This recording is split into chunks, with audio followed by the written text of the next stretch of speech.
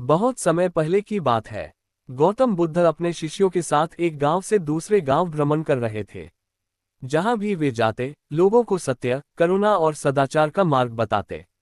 उनके उपदेश सुनकर लोगों के जीवन में परिवर्तन आने लगता था। एक दिन वे एक ऐसे गांव पहुंचे जहां कई वर्षों से एक साधु का बड़ा प्रभाव था। वह साधु स्वयं को बहुत बड़ा तपस्वी बताता था। लोग उसे चमत्कारी समझते थे। वह कहता था कि उसके पास ऐसी शक्तियां हैं जिनसे वह किसी का भी भाग्य बदल सकता है, बीमारी दूर कर सकता है और धन दौलत दिला सकता है। गांव के लोग उसकी बातों पर आंख बंद करके विश्वास करते थे। हर दिन लोग उसके आश्रम में अनाज, धन, वस्त्र और कीमती वस्तुएं चढ़ाते थे। साधु बाहर से बहुत सरल और विनम्र दिखाई देता, लेकिन भीतर से वह लालची और छल कपट से भरा हुआ था। उसका उद्देश्य लोगों की भलाई नहीं, बल्कि अपना स्वार्थ पूरा करना था। जब गांव वालों को पता चला कि गौतम बुद्ध गांव में आए हैं, तो बहुत से लोग उनके दर्शन करने पहुंच गए। उन्होंने बुद्ध के शांत चेहरे और मधुर वाणी को देखा तो उनके मन में श्रद्धा जाग उठी। बुद्ध ने लोगों से कहा, मनुष्य की सबसे बड़ी शक्ति उसका सत्य और उसका चरित्र है। जो व्यक्ति झूठ और छल से जीवन बिताता है, वह चाहे कुछ समय के लिए सफल दिखे, लेकिन अंत में उसका पतन निश्चित होता है। ये सुनकर कई लोगों ने पहली बार अपने जीवन पर विचार किया। लेकिन गांव का वह झूठा साधु ये सब सुनकर बेचैन हो गया। उसे डर था कि यदि लोग बुद्ध की बातें सुनने लगे, तो उसके आश्रम में आने वाले लोग कम हो जाएंगे। उसकी झूठी प्रतिष्ठा समाप्त हो जाएगी। उसने अपने कुछ अनुयायियों को बुलाया और कहा, यदि ये बुद्ध यहाँ अधिक दिन रहे, तो हमारा सब कुछ खत्म हो जाएगा। हमें इन्हें बदनाम करना होगा। उसके अनुयायी बोले, गुरुदेव, लेकिन बुद्ध तो किसी से झगड़ा भी नहीं करते। उन्हें बदनाम कैसे करेंगे? साधु मुस्कुराया। झूठ को सच बनाने के लिए केवल लोगों के मन में संदेह पैदा करना पड़ता है। बाकी काम लोग स्वयं कर देते हैं। अगले दिन साधु ने गांव में अफवाह फैलानी शुरू कर दी। वह लोगों से कहने लगा, ये बुद्ध बाहर से तो संत दिखाई देते हैं, लेकिन असल में लोगों को अपने वश में करने आए हैं। यदि तुम इनके पास जाओगे तो ये तुम्हें अपने साथ ले जाएंगे। कुछ भोले भाले लोग उसकी बातों में आ गए। उन्होंने बुद्ध के बारे में तरह तरह की बातें फैलानी शुरू कर दी।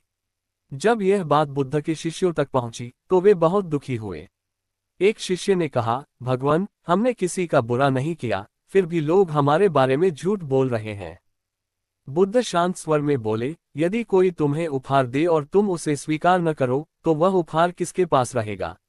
शिष्य ने उत्तर दिया, देने वाले के पास। बुद्ध मुस्कुराए। ठीक उसी प्रकार, यदि कोई झूठ और अपमान देता है और हम उसे स्वीकार नहीं करते, तो वह उसी व्यक्ति के पास लौट जाता है। शिष्य कुछ शांत हुए, लेकिन गांव में झूठी बातें लगातार फैल रही थीं। उधर झूठा साधु अपने आश्रम में बैठकर लोगों से कह रहा था, मैं वर्षों से तपस्या कर रहा हूं।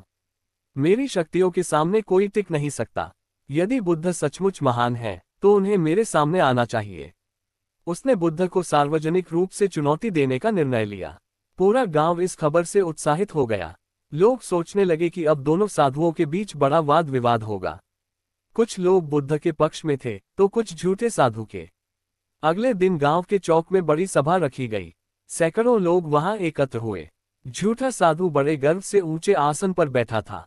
उसके सामने तरह तरह की सजावट की गई थी ताकि लोग उसकी महानता से प्रभावित हों।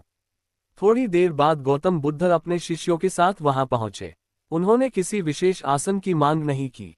वे साधारण स्थान पर शांत भाव से बैठ गए। ये देखकर कई लोग आश्चर्यचकित हुए। सभा शुरू हुई। झूठा साधु ऊंची आवाज में बोला, बुद्ध, लोग तुम्हें महान कहते हैं। यदि तुम सच में ज्ञानी हो, तो कोई चमत्कार दिखाओ। बुद्ध शांत रहे। उन्होंने उत्तर दिया, जो सत्य को जानता है, उसे स्वयं को सिद्ध करने की आवश्यकता नहीं होती। साधु हंस पड़ा। देखा, इनके पास कोई शक्ति नहीं है, इसलिए बहाने बना रहे हैं। कुछ लोग उसकी बात सुनकर हंसने लगे, लेकिन बुद्ध के चेहरे पर वही शांति बनी रही। उन्होंने कहा, जो व्यक्ति अपने गुणों का स्वयं ढिंढोरा पीटता है, वह वास्तव में भीतर से असुरक्षित होता है। ये सुनकर भीड़ में सन्नाटा छा गया। साधु का चेहरा लाल हो गया। उसने क्रोध में आकर कहा, यदि तुम इतने ही महान हो, तो सिद्ध करो कि मैं झूठा हूं। बुद्ध ने उसकी ओर करुणा से देखा और बोले, सत्य को सिद्ध करने की आवश्यकता नहीं होती। समय स्वयं सत्य और असत्य का निर्णय कर देता है। लोग दोनों की बातें ध्यान से सुन रहे थे। कुछ लोगों के मन में पहली बार संदेह उत्पन्न हुआ कि शायद वर्षों से वे जिस साधु को महान समझते रहे, वह वास्तव में वैसा नहीं है। लेकिन झूठा साधु अभी हार मानने वाला नहीं था। उसने मन ही मन एक ऐसी चाल चलने का निश्चय किया जिससे पूरे गांव के सामने बुद्ध की प्रतिष्ठा को ठेस पहुंचाई जा सके। उसकी आंखों में छल था, जबकि बुद्ध के चेहरे पर वही शांत मुस्कान। गांव के लोग अगले दिन होने वाली घटना की प्रतीक्षा करने लगे। अगली सुबह पूरे गांव में एक ही चर्चा थी, आज झूठा साधु गौतम बुद्ध को सबके सामने पराजित करेगा या स्वयं उसका छल उजागर होगा। गांव का चौक लोगों से भर चुका था। स्त्री, पुरुष, बच्चे और बुजुर्ग सभी उत्सुकता से वहां पहुंचे। एक ओर झूठा साधु अपने अनुयायियों के साथ बड़े गर्व से बैठा था, जबकि दूसरी ओर गौतम बुद्ध अपने शिष्यों के साथ शांत भाव से एक वृक्ष के नीचे बैठे थे। झूठे साधु ने पहले से ही एक योजना बना रखी थी। उसने अपने एक विश्वस्त अनुयायी को एक थैली दी, जिसमें गांव वालों द्वारा दान किए गए कुछ सोने के सिक्के थे। उसने धीरे से कहा, जब सब लोग इकट्ठा हो जाएं, तब कहना कि ये सिक्के बुद्ध के शिष्य चुराकर ले जा रहे थे। भीड़ स्वयं उन पर विश्वास कर लेगी। अनुयायी ने वैसा ही करने का वचन दिया। कुछ देर बाद सभा आरंभ हुई। तभी वह व्यक्ति भीड़ के बीच दौड़ता हुआ आया और ऊंची आवाज में चिल्लाने लगा, रुको, मैंने अपनी आंखों से देखा है। बुद्ध के शिष्य हमारे आश्रम से सोने के सिक्के चुराकर ले जा रहे थे। ये सुनते ही भीड़ में हलचल मच गई। कुछ लोग बिना कुछ जाने ही बुद्ध और उनके शिष्यों पर आरोप लगाने लगे। बुद्ध के एक शिष्य ने कहा, भगवान, ये सरासर झूठ है। हमने ऐसा कुछ नहीं किया। बुद्ध ने केवल इतना कहा, जिसके पास सत्य है, उसे घबराने की आवश्यकता नहीं। झूठा साधु मुस्कुराया। उसे लगा कि उसकी योजना सफल हो गई। तभी गांव के मुखिया ने कहा, यदि आरोप लगाया गया है, तो सत्य भी सामने आना चाहिए। बिना जांच किसी को दोषी नहीं ठहराया जाएगा। ये सुनकर झूठा साधु थोड़ा असहज हो गया, लेकिन उसने अपने चेहरे पर आत्मविश्वास बनाए रखा। मुखिया ने उस व्यक्ति से पूछा, तुमने चोरी होते हुए कहाँ देखी? वह बोला, आश्रम के पीछे वाले रास्ते पर। क्या किसी और ने भी देखा? वह चुप हो गया। भीड़ में सन्नाटा छा गया। इसी बीच गांव का एक बुजुर्ग आगे आया। उसने कहा, मैं सुबह से उसी रास्ते पर खेत में काम कर रहा था। वहां बुद्ध का कोई शिष्य नहीं आया था। अब लोगों के मन में संदेह पैदा होने लगा। तभी एक छोटा बालक भी आगे आया। उसने मासूमियत से कहा, मैंने इस आदमी को सुबह साधु जी से थैली लेते देखा था। झूठा साधु घबरा गया। उसने तुरंत बच्चे को झूठा कह दिया। लेकिन तभी एक महिला भी आगे आई। उसने कहा, मैंने भी यही देखा था। उस समय मुझे लगा था कि शायद कोई आवश्यक काम होगा, लेकिन अब सारी बात समझ में आ रही है। भीड़ की नजरें अब झूठे साधु पर टिक गईं। मुखिया ने उस व्यक्ति से सख्ती से पूछा, सच सच बताओ। डर के कारण उसका चेहरा पीला पड़ गया। कुछ क्षण बाद वह रोते हुए बोला, मुझे क्षमा कर दीजिए, मैंने झूठ बोला था। ये सारी योजना गुरुदेव की थी। उन्होंने कहा था कि यदि बुद्ध बदनाम हो जाएंगे, तो लोग फिर हमारे आश्रम में आने लगेंगे। इतना सुनते ही पूरे गांव में खामोशी छा गई। जिन लोगों ने बुद्ध पर बिना सोचे समझे आरोप लगाए थे, वे शर्मिंदा हो गए। झूठे साधु का सिर झुक गया। उसकी वर्षों की बनाई हुई झूठी प्रतिष्ठा कुछ ही क्षणों में समाप्त हो गई। गांव का मुखिया क्रोधित होकर बोला, तुमने केवल बुद्ध का ही नहीं, पूरे गांव के विश्वास का अपमान किया है।